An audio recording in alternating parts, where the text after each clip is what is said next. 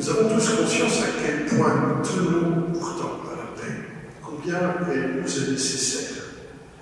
Et si nous faisons mémoire de la fin de la guerre, c'est aussi pour garder vive en nous cette aspiration à la paix, pour nous garder éveillés et vigilants envers tout ce qui pourrait la menacer. Une paix qui reste toujours en chantier, à construire, à reconstruire, à solidifier, partout où nous vivons, dans les engagements qui sont les nôtres, dans nos familles, dans nos communes. Nous savons bien à quel point la paix reste fragile. Il suffit d'une étincelle pour faire exploser une bombe. Mais combien de moyens sont nécessaires pour éteindre un incendie, pour réparer ce qui est détruit, pour reconstruire ce qui est anéanti?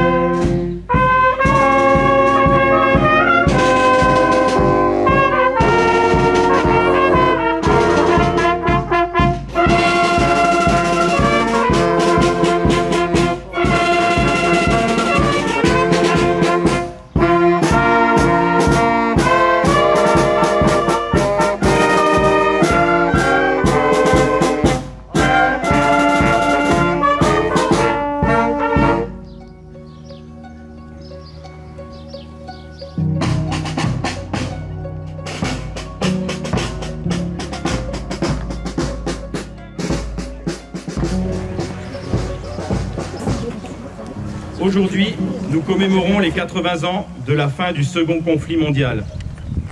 Cette guerre fut la première par son ampleur et surtout par le nombre effroyable de victimes civiles, largement supérieur aux victimes militaires.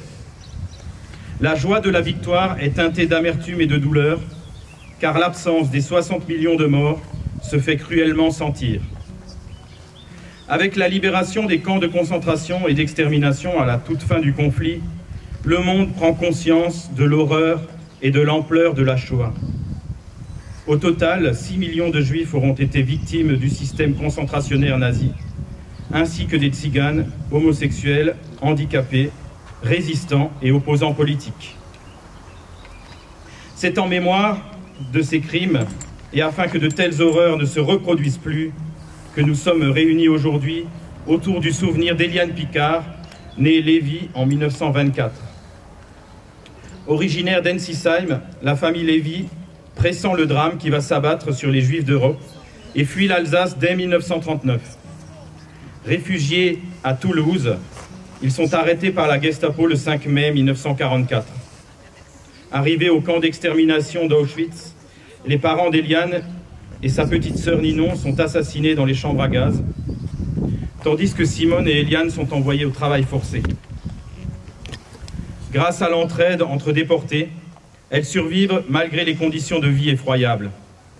Les deux sœurs resteront ensemble malgré leur transfert à Bergen-Belsen, puis dans une usine d'aviation à Guilino et enfin à Mauthausen, d'où elles réussissent à s'enfuir le 5 mai 1945, constatant le départ des gardes.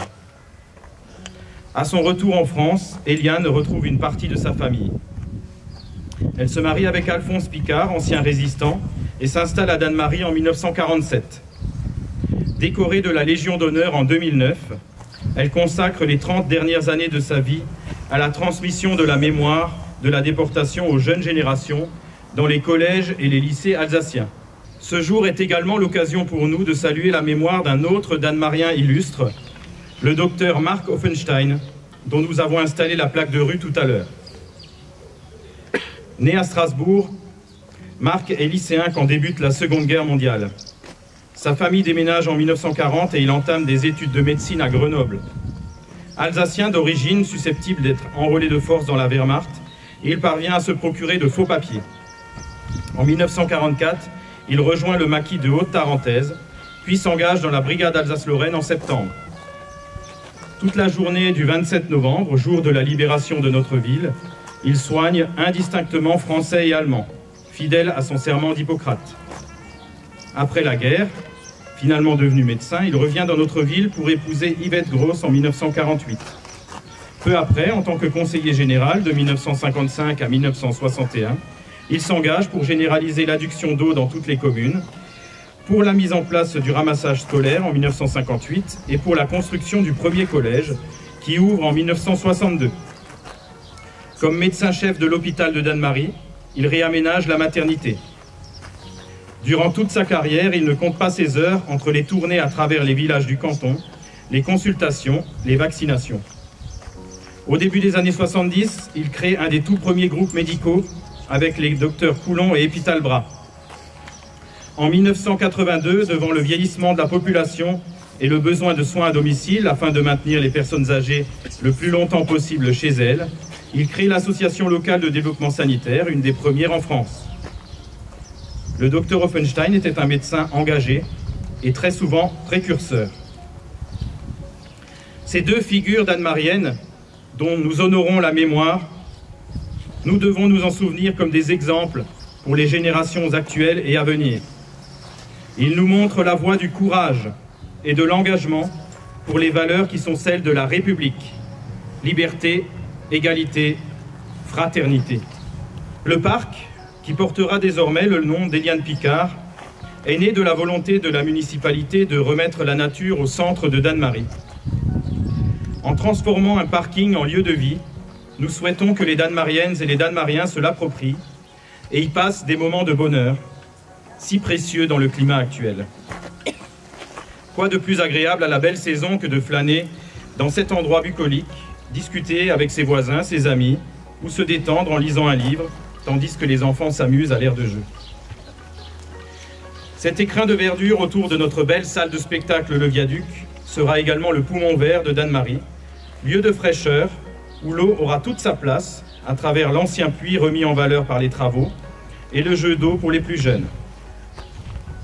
Il sera enfin un lieu permettant d'accueillir des événements festifs et conviviaux avec une placette aménagée. Puisse ce beau parc transmettre la mémoire de la Seconde Guerre mondiale et nous rappeler que sur l'oppression a triomphé la liberté, que le totalitarisme a fini par succomber devant la République et qu'à la mort a succédé la vie.